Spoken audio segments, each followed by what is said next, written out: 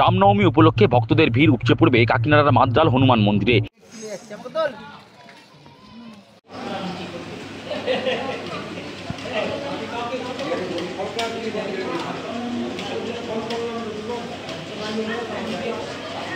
ভাটপাড়া পুরসভার ৩২ নম্বর ওয়ার্ডের মাদ্রাল দিঘিরপাড় এলাকায় রয়েছে শতাব্দী প্রাচীন হনুমান মন্দির।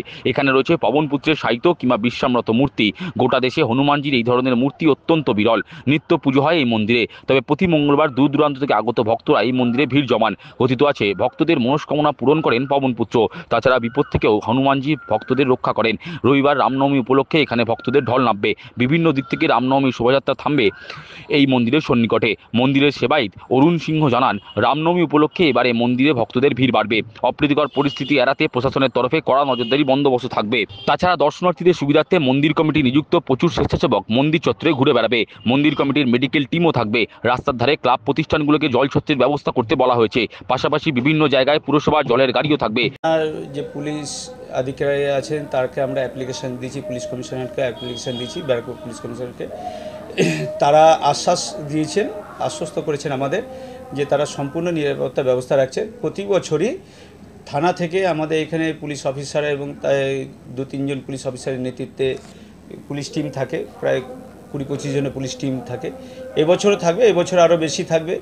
ট্রাফিক ডিপার্টমেন্ট যে আছে, ট্রাফিক পুলিশ থেকেও ট্রাফিক পুলিশের কন্ট্রোলিংটা থাকে এখানে, যাতে যানবাহনের উল্টোপাল্টা রেখে যাতে কোনো রকম যানজটের সৃষ্টি না হয়।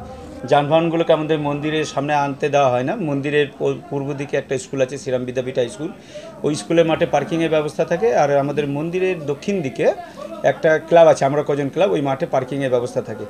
এছাড়াও স্কাউটের একটা টিম আসে, আর স্কাউটের টিমটাও আসবে, প্রায় ২৫ থেকে ৩০ জন একটা টিম আসে।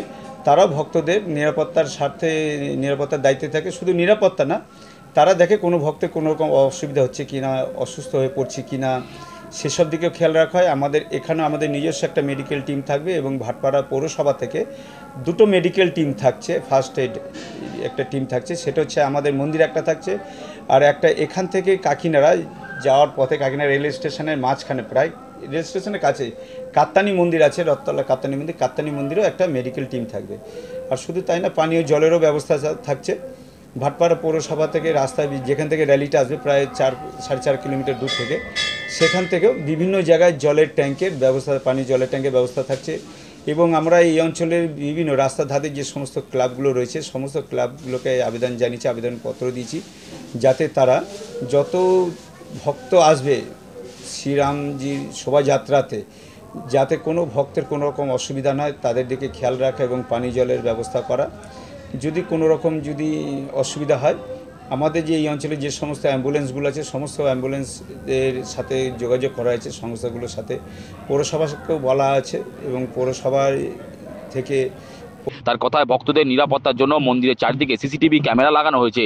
মা অন্নপূর্ণা মন্দির থেকে শুরু করে শিব মন্দির, রাম মন্দির, কৃষ্ণ মন্দির, কালী মন্দির, গণেশ মন্দির, বাবা বজরংবলী মন্দির এবং পার্ক এবং মন্দিরের আশেপাশে বিভিন্ন অঞ্চলের দিকে সব জায়গায় আমাদের সিসিটিভি ক্যামেরা লাগানো আছে। তিনি জানান, প্রতি বছর রামনবমীর আগের দিন অন্নপূর্ণা মন্দিরে বাসন্তী পুজো মা অন্নপূর্ণা রূপে করা হয়। নয়, আমাদের মন্দিরে একটা বাংলা প্রবাদ বাক্য আছে, শুনে থাকবেন, 12 মাসে 13 পার্বণ। আমাদের মন্দিরে 12 মাসে 13 পার্বণ না, 12 মাসে 21 পার্বণ হয়ে যায় আমাদের মন্দিরে। কারণ ইংরাজি মাসের প্রথম দিন 1 জানুয়ারি থেকে আমাদের মন্দিরে বিশাল অনুষ্ঠান হয়, শুরু হয়। আর যত অনুষ্ঠান হয়, সেই অনুষ্ঠানগুলোতে বহু ভক্তের সমাগম হয়। 1 জানুয়ারি থেকে স্টার্ট আমাদের এই অনুষ্ঠান শুরু। আমাদের আজকে যে অনুষ্ঠান চলছে, ঠিক রামনবমীর আগের দিন আজকে মা অন্নপূর্ণা, আমাদের যে অন্নপূর্ণা মন্দির আছে, ভব্য মন্দির আছে, মন্দিরে আজকে প্রতিষ্ঠা, মা বাৎসরিক পুজো হচ্ছে, অন্নকূট উৎসব হবে। সারা ভারতবর্ষ কেন, পৃথিবী যে এখানে আজকের দিনে যে বাসন্তী পুজোটা হয়, সেটা আজকে আমাদের এখানে মা অন্নপূর্ণা পুজো হচ্ছে। মা বাসন্তী পুজোটা মা অন্নপূর্ণা রূপে হচ্ছে, প্রতি বছর হয়ে থাকে। এখন সব ভক্তের সমাগম আস্তে আস্তে বাড়ছে, ভক্তের সমাগম আরও বাড়বে।